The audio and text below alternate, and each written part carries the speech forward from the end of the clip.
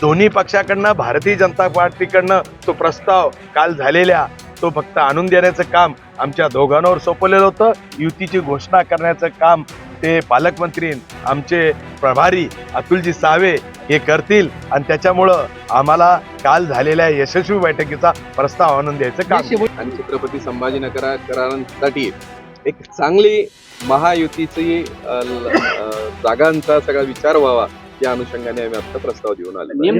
दोन्ही शिवसेना भाजपाची कोर टीमची बैठक झाली. या बैठकीमध्ये सर्व प्रभागावर अंतिम चर्चा झाली. त्यांची जी प्रथम मागणी होती 47 जागेंची आणि भाजपने 41 घ्यावे हा त्यांचा प्रस्ताव होता. त्या पूर्ण पहिल्या प्रस्तावावर चर्चा झाली. त्या चर्चेअंती बऱ्याच प्रभागांवर प्राबल्य असलेल्या उमेदवारावर चर्चा झाली आणि अंतिम खऱ्या अर्थाने दोन्ही बाजूच्या संमतीने संख्या आणि उमेदवारांची चर्चा होऊन एका निश्चित जागेपर्यंत आम्ही पोहोचलो आणि त्याचा प्रस्ताव काल झालेल्या दोन्ही जागेंचा प्रस्ताव तयार करून त्यांच्या बोलण्याप्रमाणे जी काल बैठक यशस्वी झाली त्या बैठकीचा अहवाल आणि ठरलेल्या जागेचा सुनिश्चित केलेल्या जागेचा प्रस्ताव आज आम्ही त्यांना आणून दिला. त्या पद्धतीने थोडेफार मायनर एखादे प्रभाग असे मागे पुढे करण्याचा विषय चालला आणि त्यामुळं आता घोषणा युतीची करण्याची आमच्याकडे अधिकार नाहीये. ते अधिकार पालकमंत्री अतुल सावेंकडे आहे. त्यामुळे तो प्रस्ताव फक्त देण्याकरता जे रात्री दोन्ही बैठकीमध्ये दोन्ही पक्षाच्या कोर टीमनी संमत केलेला प्रस्ताव आम्ही त्यांच्याकडे दिला. निश्चितपणे योग्य जागेवर दोघांच्याही योग्य जागेवर निश्चिती झालेली आहे. त्याची चर्चा पूर्णपणे सफल झालेली आहे आणि या सफल चर्चेचा घोषणा करण्यासाठी आता फक्त युतीची घोषणा राहिलेली आहे आणि त्यामुळं तो प्रस्ताव दिलेला आहे. ते काही वेळातच पत्रकार परिषद अतुलजींना विचारून घेतील आणि निश्चितपणे मला वाटतं त्यांच्या मनात काही राहिलेलं नाहीये आणि ते निश्चितपणे युतीची घोषणा करतील. योग्य जागा किती आहेत, त्यांच्या किती योग्य आहेत आणि काय झालं बंडखोरी आणि उमेदवारांमध्ये चलबिचल होऊ नये आणि म्हणून त्या जागेंच्या विषयी आम्हाला अधिकार दिलेला नाहीये. परंतु युतीची चर्चा सफल झालेली आहे. युतीची घोषणा थोड्याच वेळेत ते दोघं करतात. तडजोड करणार आहे का? आता जो प्रस्ताव दिलाय त्याच्यामध्ये तुम्ही काही तडजोड? हे बघा प्रस्तावावर तडजोड करण्याचा आता विषय राहिलेला नाहीये.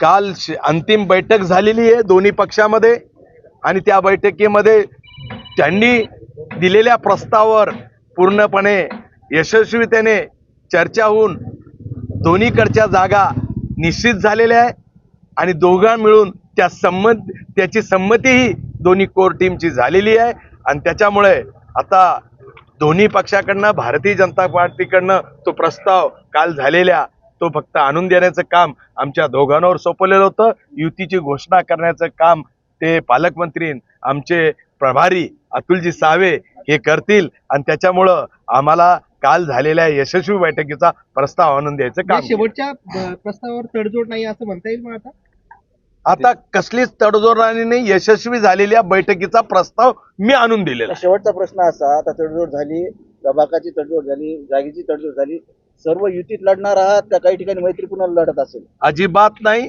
सर्वजण युतीत लढणार आहोत. कोणत्याच प्रकारे कोणत्याच प्रभागामध्ये मैत्रीपूर्ण लढत होणार नाही.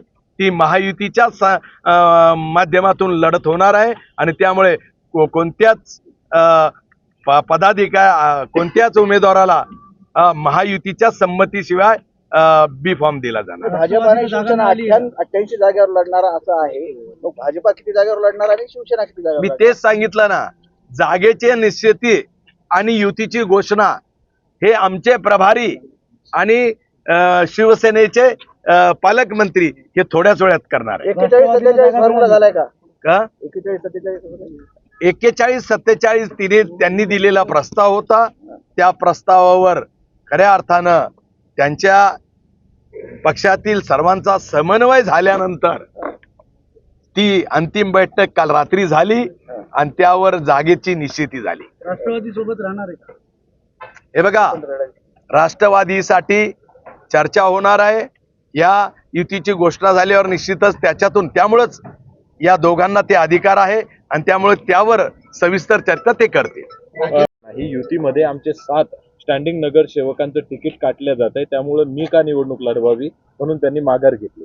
बहुतेक राजेंद्र जंजाळ आणि हा त्यांच्या शिवसेनेचा विषय असल्यामुळे मला त्याच्यावर बोलायचा अधिकार नाहीये, परंतु कुठल्या तरी समन्वयाचा अभावामुळे त्यांनी माध्यमाकडे गेले असतील. बाकी काही नाही. बरं, पण असं कळतंय की ते भाजपमध्ये येण्यासाठी कुठेतरी चर्चा देखील आहे. आता तुम्ही घेणार आहात. दोन्ही महायुतीचे उमेदवार ठरवले गेलेले, जागा निश्चित झालेल्या आहे आणि त्यामुळे सगळ्यांचं आता पक्क ठरलेलं आहे की महायुतीला विजयाकडच्या घोडदौडीकरता आम्ही कार्यकर्ते कामाला लागलो. 100% झालंय. मग युतीची घोषणा किती वाजता आहे? युतीची घोषणा ते पत्रकार प्रेसमध्ये दोघं करणार. आज करतील ते बहुतेक.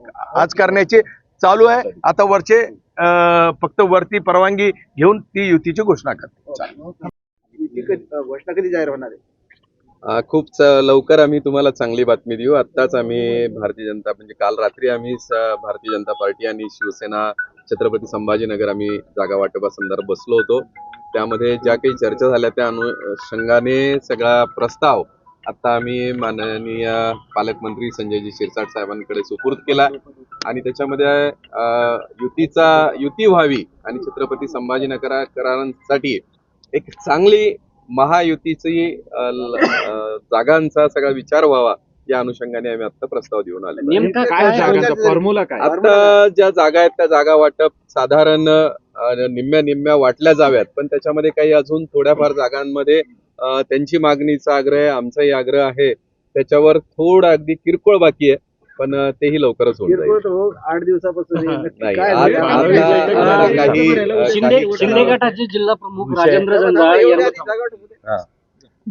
हा, तर ह्या जागांचा आकडा मी तुम्हाला काही तासामध्ये तुम्हाला युती झाली असं आम्ही घोषणा करू शकतो. अशा स्थितीपर्यंत आम्ही पोहोचलेलो आहोत. युती झाली असं म्हणू शकत नाही. आता काही वेळापुरते अजून बाकी आहे. कुठल्या विषयावर अडकले? मी म्हणालो ना, काही अगदी किरकोळ जागा बाकी आहेत संख्याच्या दृष्टीने, पण त्या दोन्ही पक्षांच्या दृष्टीने महत्वाच्या जागा आहेत. म्हणून त्यांना वाटतं त्यांना पाहिजेत, आम्हाला वाटतं आम्हाला पाहिजेत. त्या अनुषंगाने आता काही तासांमध्ये निर्णय होईल. 22, 27 एक अगदी 3-4 जागांचा मुद्दा बाकी आहे. त्याच्या लवकरच तपशील त्याचा देतो. शिंदे गटाचे